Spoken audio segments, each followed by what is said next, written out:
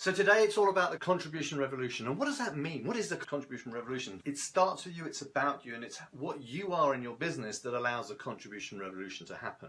So when there's a crisis, what happens is people self-organize. They actually come together to solve what is obvious and a very simple problem. So a bridge collapses, so everyone gets together to try and sort that out. Or there's a fire, people try and get people safe. Or there's a drought, people start to bring water.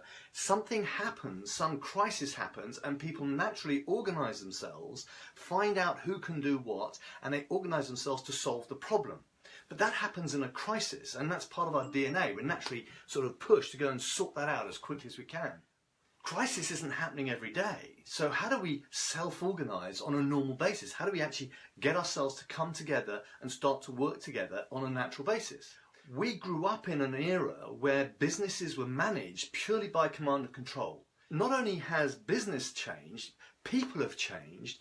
Everybody's different now because people have different ideas and they want to be able to do something with those ideas. So what we end up with is the command and control limiting the ability of an organization to function really well, or a group of people, maybe just 2, 3, 4, 5 people. That's an organization. So if you're in a command and control situation, you're trying to tell everyone what to do, you're trying to predict what's going to happen, you limit the ability of the organization.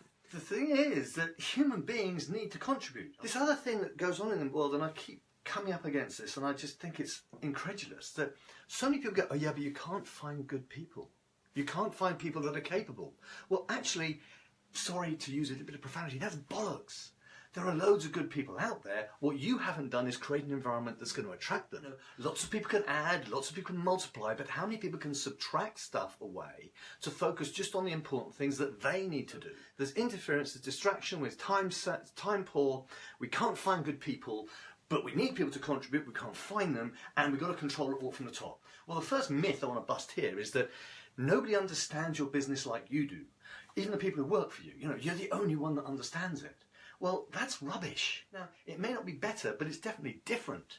They will have a different insight, a different perspective on how your business is working and what it needs to do to grow forward. The other myth is no one can do it as well as you. You're the only person that can take on that job because you're the only person that knows how to do it properly. And then you get into that whole world of micromanaging people and middling on what they're doing and telling them what to do. But it's your mindset, you the owner, the leader, your mindset that controls what happens in your business. Well, the leader is responsible for the relationships. You are the holder of the relationships of your business, because your business, whether you are a one-man band or you are a 150 employee company, your business is basically a network of symbiotic relationships. And how those relationships integrate and work together is going to determine the success of your business. Well, you are responsible for the environment that holds those relationships. And guess what?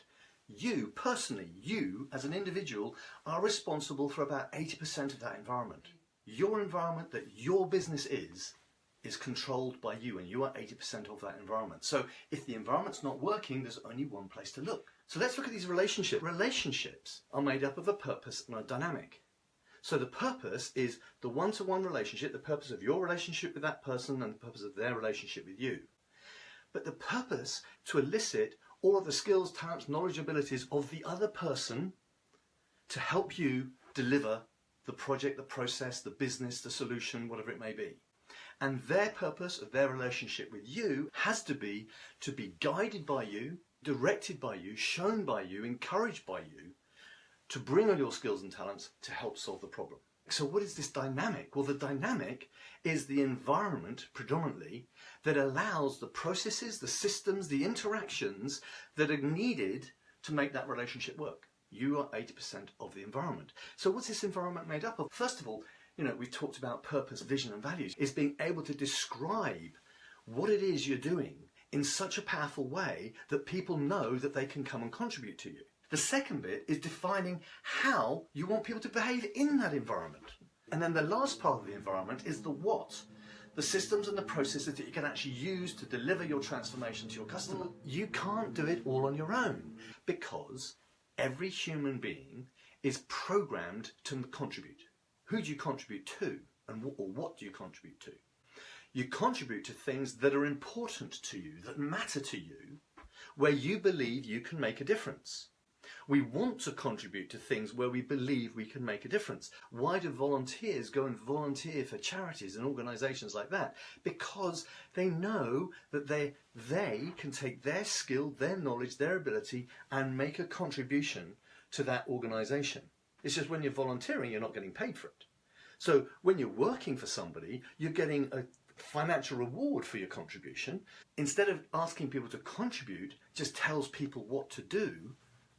I'm not going to get a chance to contribute here, or I'm just going to get told what to do the whole time. I'm going to be treated like a bit of machinery. I don't want that, so I'm going to leave. People aren't going to come and work for you if you treat them like that, so you're not going to find good people, because good people today realise that they can find jobs where they're going to be able to make a contribution. And the thing is that when you contribute to something that matters to you, and that you know you can make a difference, there's a vital part of the puzzle that has to be there to complete it. And that is, you have to be appreciated for your contribution. You only contribute when you're contributing to something that shows its appreciation back to you. That's a human nature. That's part of our DNA. We can't get away from that. If you get that right, people will always want to make another contribution. As a leader, to make this contribution revolution happen, you have to put some things in place. 6 steps to apply to really make the contribution revolution work in your business. The first step is clarity. The second thing is about developing your relationship. The next thing is then being able to delegate effectively. And the next part of it is then appreciating people for their contribution and doing it privately and publicly. And then it's about getting out of the way. Once you've got the clarity, the relationship right, the delegation part right, the appreciation part right, and you've got out of the way. At that point, when you've got those 5 elements in the way, what do you do next? Well, now it's up to you to rinse and repeat. It's to repeat that process with individuals, not with a whole group. You actually do it one by one to understand what they can contribute to your business.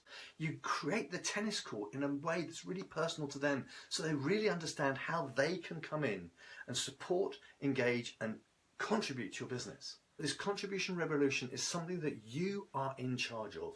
You can create the environment that allows all of your people to contribute their best talent, their best skills, their best knowledge, their enthusiasm, their passion, their power in service of your business. To be really clear about what your standards are.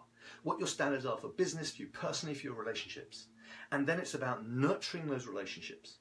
It's about inspiring people to perform to those standards. It's about challenging people when they don't and helping them and encouraging them to get back to standard. That's what a nice guy does. Nurture, inspire, challenge and encourage. So please join me in being a nice guy in your business. Really work at getting that contribution revolution. Have confidence in the people you've got. They can help you. They can help you grow your business. And they will make a massive contribution to you.